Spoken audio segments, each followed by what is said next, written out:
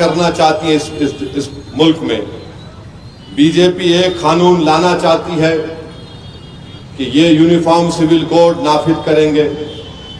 Uniform civil code नाफिज होगा जो उत्तराखंड एक रियासत में जहां पर बीजेपी बरसर इख्तिदार है वहां पर नाफिज हो चुका है। वहां पर बीजेपी ये कह रही है कि उत्तराखंड के मुसलमान अपनी बेटी या बेटे की शादी निकाह से नहीं करेंगे, ना दुल्हन को महर मिलेगा, और अगर शादी खत्म करने का तरीका है तो वो किसी दूसरे मजहब के तरीके से शादी को खत्म करना पड़ेगा। क्या आप ये चाहते हैं कि आपकी औलाद की शादी निकाह के जरिए ना हो, खुतबे निकाह ना हो, गवाह ना हो, महर का जिक्र ना हो? ये बीजेपी करना चाह रही है। दूसरा, बीजेपी ये करना चाह रही है कि हमारे मुल्क के आइन को तब्दील करना चाह रही है, और अगर हमारा मुल्क का आइन तब्दील या ख़त्म करके नया लिखा जाएगा तो इसमें सबसे बड़ा नुकसान दलितों को होगा, मुस्लिम अक़लियत ईसाइयों को होगा, और हमारे बैकवर्ड क्लास के भाई बहनों को होगा।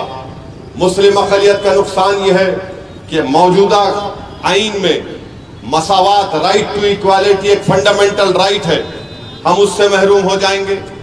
आर्टिकल 29 दफा 29 के तहत अक़लियतों को इस बात की इजाजत दी गई कि अपनी तहजीब का तहफ़्फ़ुज़ कर सके, और दफा 30 के तहत हम अपने पसंद के तालीमी इदारे खोल सकते हैं, चाहे वो मदरसा हो, मेडिकल कॉलेज हो, इंजीनियरिंग कॉलेज हो, स्कूल हो, जिसमें हम, अगर प्राइवेट होगा तो हम 100% उसमें जो अक़लियत खोलती है उनके बच्चों को एडमिशन देंगे। बीजेपी को ख़त्म कर देगी। तीसरा, बीजेपी ये करना चाहती है कि कानून है, वो कानून ये है कि 15 अगस्त 47 को 47 को जो मंदिर थी, मस्जिद थी, गिरजाघर था, वो वैसे ही रहेगा, उसको तब्दील नहीं करेंगे। बीजेपी चाहती है कानून को ही ख़त्म कर दे, ताकि हर इबादत गाह पर कोई कह दे कि यहां पर ऐसा था, वहां पर तोड़ के बनाया गया। चौथा यह है कि हिजाब और निकाब एक मसला बन के रह जाएगा। आप देख रहे हैं कि मजहब तब्दीली करने के लिए जहां पर बीजेपी इख्तिदार में है वहां पर कानून ये बन चुका है कि आपको कलेक्टर से इजाजत लेना पड़ेगा मजहब तब्दील करने के लिए। तो ऐसे बहुत से चीजें हैं जो बीजेपी करना चाहती है। अगर आप एक और बात देख लो, आप बीजेपी अखबार में इश्तिहार दे रही है कि हम ये करेंगे, ये 8-10 चीजों की फोटो है, आप जाकर देख लो, उसमें लफ्ज मुसलमान तो छोड़ो, लफ्ज अक़लियत भी नहीं है, उसमें लफ्ज अक़लियत भी नहीं है। तो इसीलिए हम आपसे अपील कर रहे हैं कि ये मामूली पार्लियामेंट का इलेक्शन नहीं है, ये हमारे लिए एक जिंदगी मौत का पार्लियामेंट इलेक्शन ना बन जाए। इसीलिए मेरी आपसे गुजारिश है, चाहे हल्का असेंबली चार मीनार हो, याकूतपुरा हो, मलकपेट हो, बल्कि पूरा तेलंगाना हो, पूरा मुल्क हो, आपको और हमको अपने के कोर्ट को इस्तेमाल करना पड़ेगा। और एक अहम वजह क्या है कि भारत की पार्लियामेंट में जब हमारे बुजुर्गों ने यह फैसला किया कि भारत की जमहूरियत को पार्टिसिपेटिव फॉर्म ऑफ डेमोक्रेसी यानी शिराकतदारी की जमहूरियत रखेंगे, जिसमें हर मजहब, जात, समुदाय का आदमी जीत कर आएगा। आज की लोकसभा में हमारे वतन अजीज में भारत में 17 करोड़ मुसलमानों की आबादी है, 14% 2011 के सेंसस के मुताबिक 4.5% खाली मुस्लिम एमपी हैं, 4.5% खाली। अब आप देख लीजिए कि महाराष्ट्र में 48 लोकसभा की सीटें हैं, ना कांग्रेस ने, ना शरद पवार ने, ना उद्धव ठाकरे ने एक भी मुसलमान को टिकट नहीं दिया, एक भी, 48 में से एक भी नहीं। और महाराष्ट्र में मुस्लिम अक़लियत करीब 1 करोड़ 10 लाख है, 12-13% है। अब आप देख लीजिए, छत्तीसगढ़ में नहीं दिया कांग्रेस ने मुसलमान को टिकट, मेघालय में, नागालैंड में, सिक्किम में, त्रिपुरा में, गुजरात में, मध्य प्रदेश में, राजस्थान में, अरुणाचल में, गोवा में, हिमाचल में, झारखंड में, मणिपुर, मिजोरम, पंजाब, तमिलनाडु और उत्तराखंड। आप समझ रहे मेरी बात को कि एक तरफ तो हमको टिकट नहीं दिया जा रहा है, दूसरी तरफ बीजेपी ये काम करना चाह रही है, तो बताओ तुम्हारा गम, तुम्हारी लड़ाई कौन लड़ेगा पार्लियामेंट में जाकर फिर? तो इसीलिए मेरी आप तमाम से गुजारिश है कि आपके लिए, हमारे लिए ये इलेक्शन बड़ा अहम है। और आप देख रहे हैं कि मौजूदा वजीर आजम ने खुलम खुला कह दिया कि भारत का मुसलमान घुसपैठी है। आप बताइए, इतनी बड़ी आबादी, 17 करोड़ की मुस्लिम अक़लियत की आबादी, 133 करोड़ का वजीर आजम, और ये जबान, घटिया जबान इस्तेमाल करते और कहते हैं कि हिंदू बहनों के गलों से मंगलसूत्र उतारकर मुसलमानों को दिया जाएगा, और कहते हैं कि मुसलमान ज्यादा बच्चे पैदा करते हैं। मेरे अजीज दोस्तों और बुजुर्गों, वजीर आजम की जबान से ये अल्फाज निकलना, अगर आप इसके बावजूद भी बेदार नहीं होंगे तो खुदा की कुदरत और कुछ नहीं कर सकती आपके लिए, हमारे लिए। अल्लाह सुब्हानहू तआला इनके ही जबानों से बुलवाने लगा रहा है कि तुम जागो, ख्वाब गफलत से उठो, तुम्हारी बर्बादी का सामान ये लोग लेकर आ रहे हैं, उठो, मुत्तहिद हो जाओ, अपने नुमाइंदों को कामयाब करो। ये वक्त इंतशार की कैफियत को बरकरार रखने का नहीं है, ये वक्त अपनी अनानियत की तस्कीन को पाने का नहीं है, ये वक्त एक शीशा पिलाई हुई दीवार की तरह खड़े होने का है।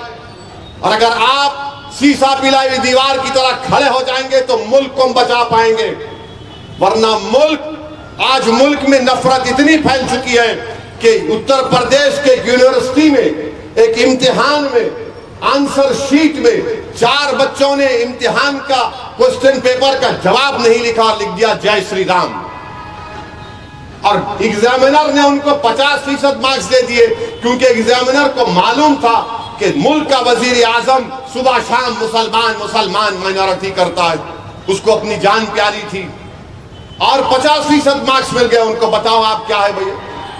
मेरे अजीज दोस्तों और बुजुर्गों, इसीलिए मेरी आप तमाम से अपील है कि 13 तारीख के दिन सुबह 7 बजे से शाम में 5 बजे तक हम तमाम को कोशिश करनी चाहिए।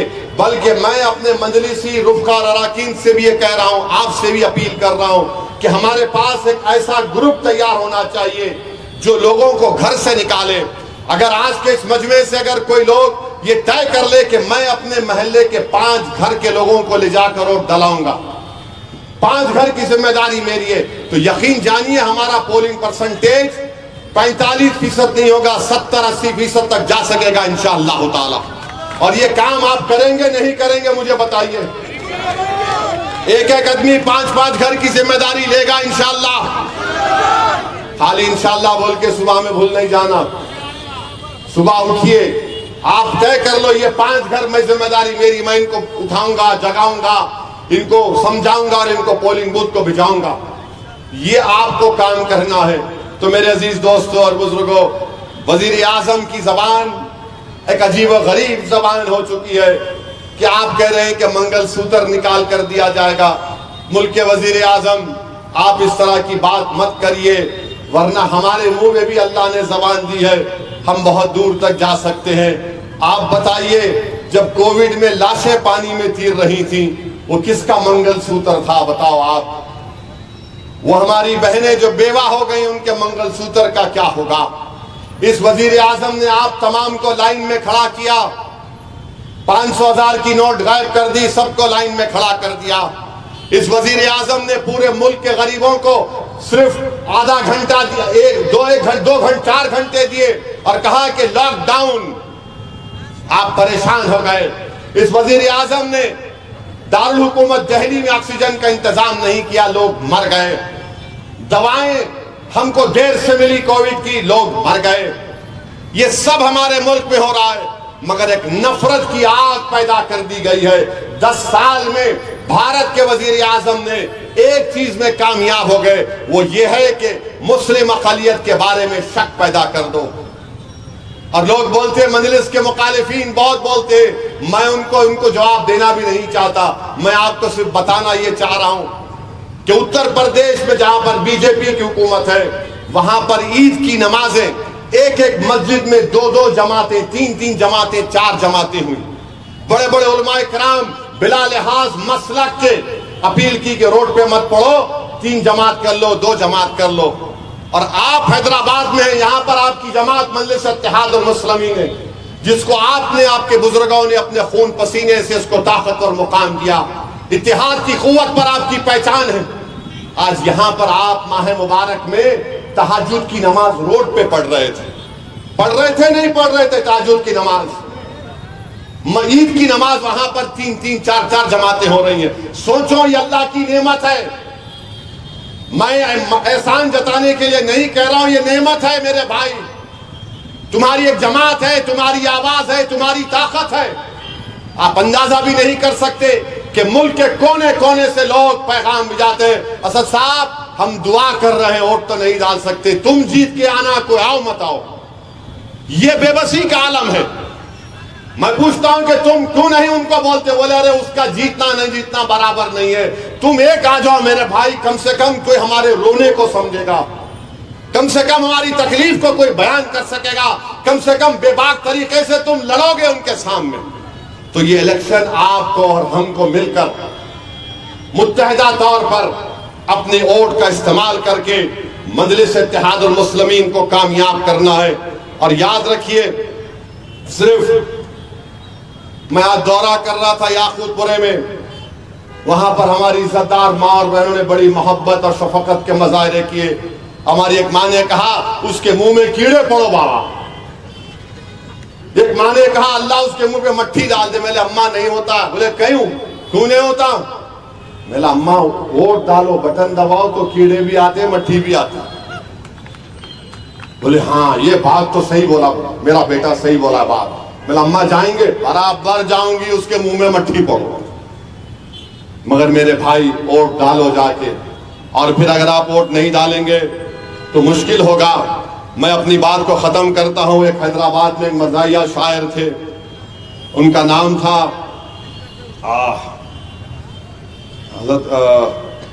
गौस खामा खा ने अच्छा लिखा था, मोदी के बारे में लिखा था शायद। तो गौस खामा खा की इस जुमले पे ख़त्म करता हूँ, ज़रा बाद में साथ दो आप मेरे को। मुसलमान औरतों की झूठी फिक्र है, रोजाना औरतों पर जुल्म कर रहे, नहीं बोले तो सुनते नहीं।